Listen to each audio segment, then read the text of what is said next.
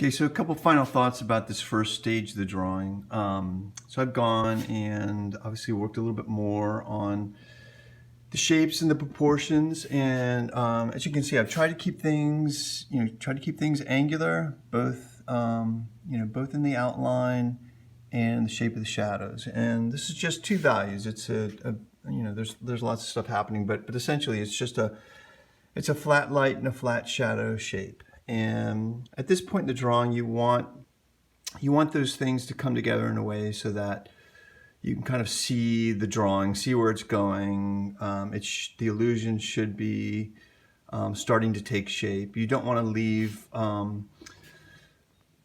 the drawing for later. The drawing at this stage really should be fought for, and it should feel compelling and interesting to you, ideally at this stage.